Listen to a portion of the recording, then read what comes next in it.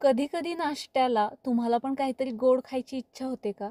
किंवा मुलांना पण डब्यामध्ये काहीतरी नेहमीपेक्षा वेगळं गोड काहीतरी हवं असतं. मग अशा वेळेस प्रत्येक वेळेस नाश्त्याला काहीतरी गोड खायचं म्हटलं की डोक्यात पहिला येतो ते म्हणजे शिरा. पण आज मी शिरा बनवत नाहीये, मस्त अशी पौष्टिक रेसिपी गोडाची बनवतीये.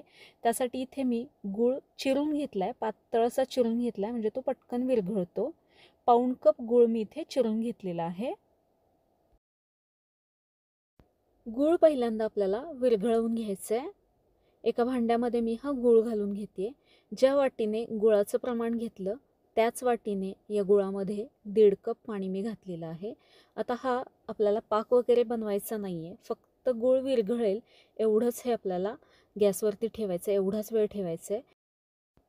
घरामध्ये खूप जास्त पिकलेली केळी असतात, मग अशा वेळेस आपण ती केळी फेकून देतो.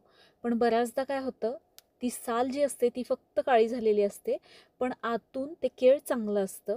अशीच मी 3 भरपूर पिकलेली केळी घेतलेली आहेत. जर तुमच्याकडे जास्त पिकलेली केळी नसतील तर फक्त साधी पिकलेली केळी तुम्ही इथे वापरू शकता.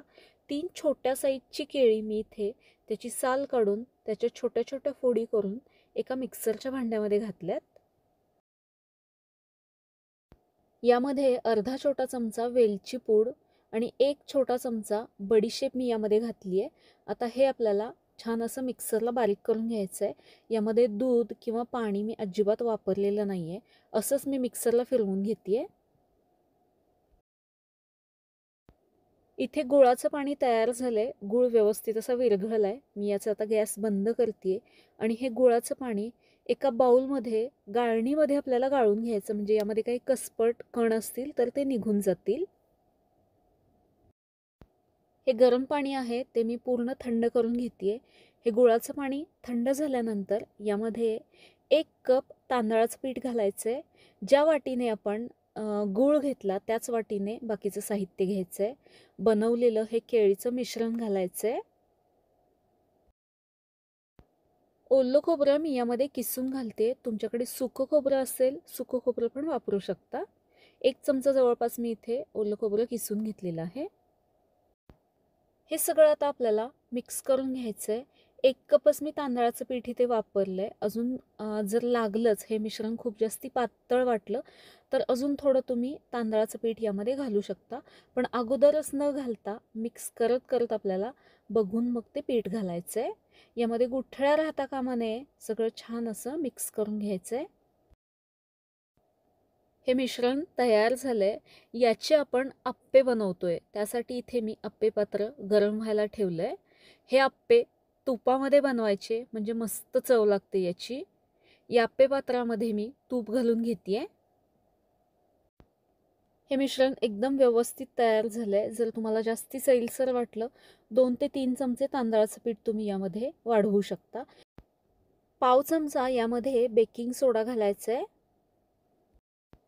मिश्रण सैलसर वाटलं तर 2 चमचे तांदळाचं पीठ वाढवू शकता. मिश्रण खूप जास्ती दाटसर वाटलं तर 2 चमचे दूध तुम्ही यामध्ये घालू शकता.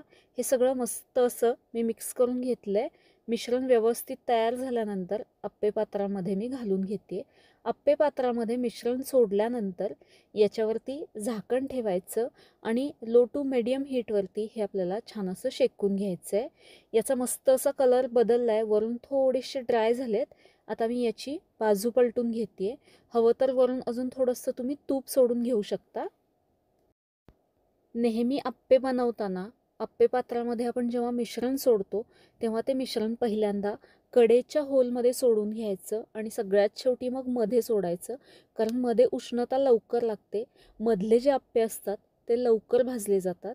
त्यामुळे कडेमध्ये अगोदर सोडून घ्यायचं आणि शेवटी सगळ्यात शेवटी मधोमध सोडून घ्यायचं.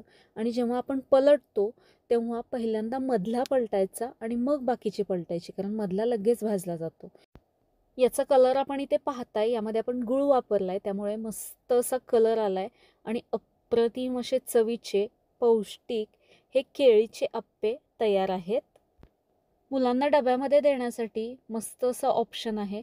कशी वाटली आजची ही रेसिपी कमेंट करून सांगा. आवडल्यास लाईक, शेअर, सबस्क्राईब करा. धन्यवाद.